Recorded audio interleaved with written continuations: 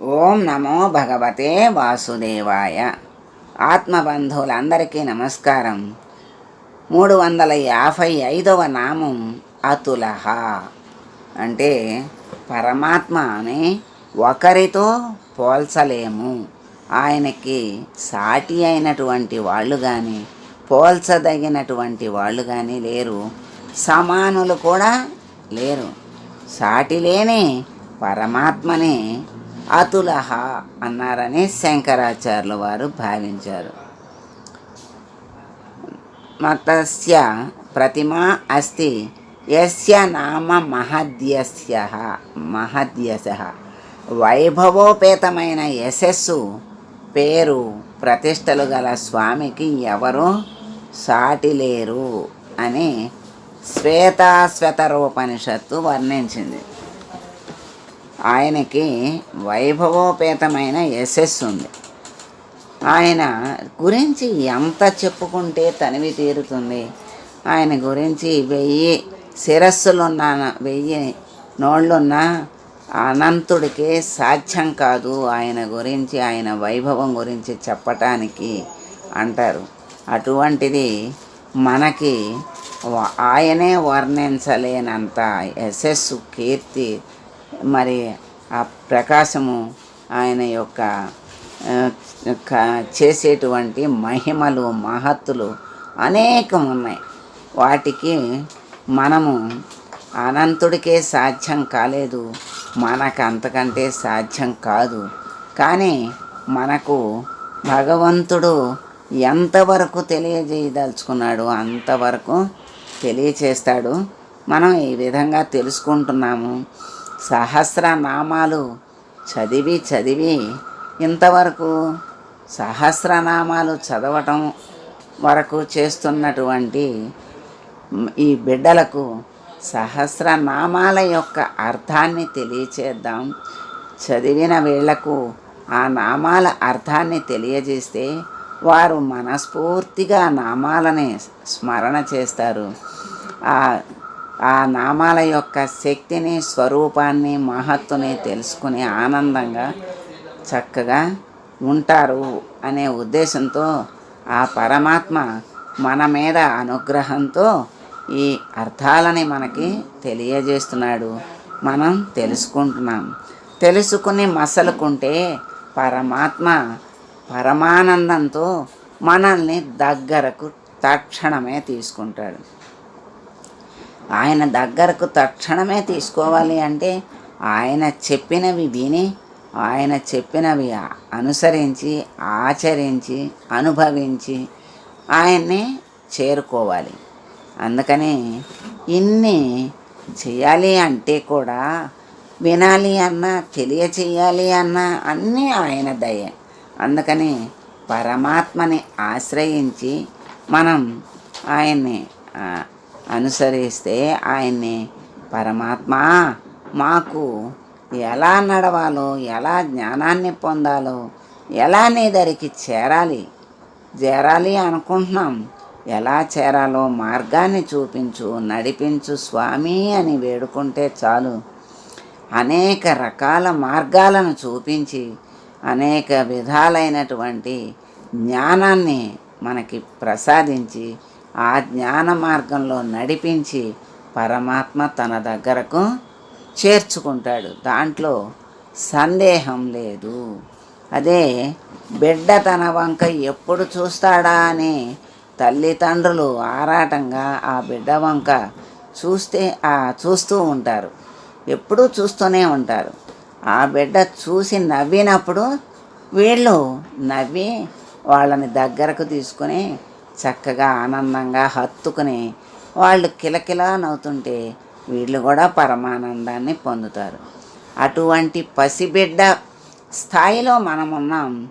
అందుకని ఆటల్లో పాటల్లో పడి, ఆ బొమ్మల్లో ఈ బొమ్మల్లో పడి అమ్మా నాన్నల్ని మరిచి, అప్పుడు ఆకలేసినప్పుడు, ఈ ఆటలో విసుగొచ్చినప్పుడు అప్పుడు అమ్మా అని ఏడుస్తాడు బిడ్డ. అలాగే ఈ జీవన యాత్రలో ఈ విరామాలతో, ఈ విసుగులతో, ఈ మరి ప్రయాసలతో ఎన్నో కష్ట నష్టాలు చేసుకున్నటువంటి ప్రారబ్ధాల్ని అనుభవిస్తూ మరి ఎన్నో కష్ట నష్టాలని అనుభవిస్తూ జీవితాన్ని గడిపేటువంటి భగవంతుని బిడ్డలమైన మనము విసుగొచ్చి ఆ పరమాత్మ వైపు తిరిగి, స్వామి ఇకనైనా మమ్మల్ని నీ దరికి చేర్చుకో స్వామి అని ఆయన వైపు తిరిగి అర్థిస్తే, స్మరిస్తే ఆయన చక్కగా మార్గాన్ని చూపిస్తాడు. మార్గాన్ని చూపించి జ్ఞానాన్ని ప్రసాదించి ఆ జ్ఞాన మార్గంలో కూడా ఆయనే నడిపించాలి. నువ్వే నడిపించు స్వామి అని ప్రార్థిస్తే ఆయనే నడిపిస్తాడు. మనకు మనస్ఫూర్తిగా స్వామిని అర్థించేటువంటి సమయమే రావాలి, కానీ ఆయన ఎప్పుడూ వదిలిపెట్టడు. ఆ బిడ్డను ఎందుకు వదిలిపెడతారు? తల్లిదండ్రులు ఎప్పుడూ వదిలిపెట్టరు. బిడ్డలే తల్లిదండ్రుల్ని వదిలేసి వెళ్ళిపోతారు. మేము గొప్పవాళ్ళము, మేము అన్నీ నడవగలము అని చెయ్యి పట్టుకున్న తల్లిని వదిలేసి వెళ్ళిపోయి పడిపోయి అమ్మ అని ఏడుస్తాడు. అప్పుడు అమ్మ ఆదరించి, నువ్వు వెళ్ళిపోయావు, నేనెందుకు పట్టుకుంటానని అందు. చక్కగా మళ్ళీ వెళ్ళి గబగబా పట్టుకుని లేపి వాడికి దెబ్బ తగిలిన చోట సవరదీసి, నాన్న దెబ్బ తగిలిందా, అందుకే నాన్న నన్ను వదిలిపెట్టకుండా నా చెయ్యి పట్టుకోమంటే వదిలేసి వెళ్ళిపోయావు, చూసావా ఎంత దెబ్బ తగిలిందో అని బాధపడుతుంది, బిడ్డకి చెప్తుంది. అలాగే పరమాత్మ కూడా, తల్లిదండ్రులైన పరమాత్మలు బిడ్డలమైన మనల్ని కూడా అలాగే చూస్తూ ఉంటారు, అలాగే మాట్లాడుతూ ఉంటారు. ఆ బిడ్డల మనసు లాంటిది, ప్రాయము లాంటిది, చర్యలు లాంటివి, ఆ పసిబిడ్డలు చేసేటువంటి పనులే మనము భగవంతుని దృష్టిలో మనము అలాగే చేస్తాం. పసిబిడ్డ పనులను చూసినప్పుడు మనం ఎలా నవ్వుకుంటామో, పిచ్చివాడు వాడికి ఏం తెలియదు, ఇంకా 4 రోజులు అయితే ఆ మంచి చెడులు తెలుస్తాయి, వాడికి ఏం తెలియక ఇలా అంటున్నాడు అనుకుని నవ్వుకుంటాం. ఆ తర్వాత వయసు కొంచెం పెరిగిన తర్వాత అన్నమాట అంటే అలా అనకూడదు, నువ్వు చెప్పిన మాట విను అన్నప్పుడు వింటాను అనాలి, అలాగే మరి ఇలా చెయ్యి అన్నప్పుడు అలా చేస్తాను అనాలి, కానీ మేమన్న మాటే నువ్వు అనకూడదు అని వాళ్ళకి బుద్ధులు నేర్పి చిన్నప్పటి నుంచి కొంచెం ఆ వయసు తెలుసుకునే వయసు వచ్చినప్పుడు ముందు మురుసుకున్న మాటలే తప్పులు అని చెప్పి వాళ్ళని సక్రమమైన మార్గంలో నడిపించాలని తపన పడతాం తల్లిదండ్రులైనటువంటి వాళ్ళం. అలాగే పరమాత్మ కూడా పసిబిడ్డలమైన మనల్ని చూసి ఏమీ తెలియని బిడ్డల్ని చూసి నవ్వుకుంటారు. వీళ్ళు ఇంత మాయలో వీటిలో పడిపోయి పిచ్చివాళ్ళలాగా దాంట్లోనే పడి జనన మరణ చక్రంలో పడి తిరుగుతూనే అలా కొట్టుకుంటున్నారు, మనల్ని పట్టించుకోవటం లేదు. మనల్ని పట్టించుకుంటే వాళ్ళు ఆ జనన మరణ చక్రం నుండి మనం తప్పిస్తాం కదా, ఆ బాధలన్నీ తగ్గిస్తాం కదా అనుకుంటూ ఉంటాడు. మనం బిడ్డల్ని చూసి ఎలా నవ్వుకుంటామో వాళ్ళ చేష్టలకి, మన చేష్టల్ని చూసి మన పనుల్ని చూసి భగవంతుడు కూడా అలాగే అనుకుంటాడు. అందుకని మనము భగవంతుని ఇప్పుడు తెలుసుకున్నాం కనుక భగవంతుని వదిలిపెట్టకుండా ఆయన్నే స్మరిస్తూ ఆయన్నే దర్శిస్తూ అలా స్వామి నీవే మాకు దిక్కు, నువ్వే చక్కని సత్కర్మల్ని చేయించు, సద్గతిని ప్రసాదించు, ఏ జ్ఞానాన్ని ప్రసాదించాలో ఆ జ్ఞానాన్ని మాకు ప్రసాదించి ఏ మార్గంలో నడవాలో నడిపించి లక్ష్యాన్ని చేర్చు స్వామి, నీ దరికి చేర్చుకో అని మనం స్వామిని ప్రార్థించాలి. మరి అట్లా అటువంటి స్వామి ఎవరికి సాటి రారు, ఎవరికి మరి ఆయనతో సాటి లేరు, ఆయనతో పోల్చి చెప్పటానికి కూడా పోలిక కూడా కుదరదు. అటువంటి స్వామిని అతులహ అన్నారని శంకరాచార్యులు వారు చెప్పారు. విశిష్టాద్వైత ద్వైత వ్యాఖ్యాతలు కూడా ఈ విధంగానే భావన చేశారు కనుక విజ్ఞులు స్వామిని ఓం అతులాయ నమః అని కొనియాడుతూ ఉన్నారు. మరి ఇంకొంచెం తెలుసుకుందాం. భగవంతుడు సృష్టిలో సృష్టి అందు ఉన్నటువంటి సృష్టికి పైన ఉన్నాడు. అంటే ఆయన పైనుంచి కిందకి సృష్టిని దింపాడు కనుక ఈ సృష్టి కంటే ఆయన పైన ఉన్నాడు కనుక ఆయనకి సమానమైన వాళ్ళు లేరు, ఆయనకి సాటి అయినటువంటి వాళ్ళు లేరు.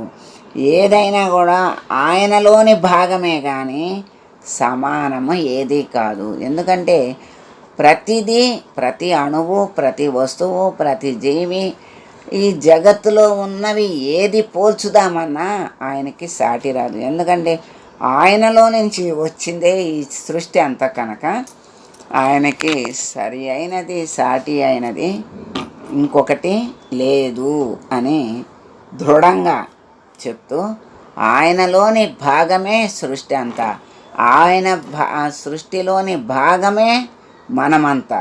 అందుకని స్వామి అతులహ అయినటువంటి స్వామిని మనం వేడుకుంటూ ప్రార్థిస్తూ, స్వామి నీతో సరి అయిన వాళ్ళు లేరు, నీకు నీవే సాటి, నీకు సమానులు ఎవరూ లేరు.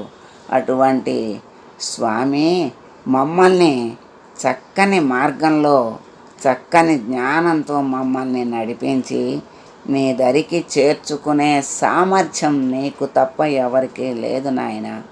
నీవే మమ్మల్ని నడిపించు, మా లక్ష్యం ఏమిటో తెలియజేసి ఆ మార్గాన్ని చూపించి నడిపించి లక్ష్యాన్ని చేర్చు స్వామి అని వేడుకుంటూ మంగళం పాడదాం. మంగళం కౌసలేంద్రాయ మహనీయ గుణాత్మనే సర్వలోక శరణ్యాయ సాధురూపాయ మంగళం. ఓ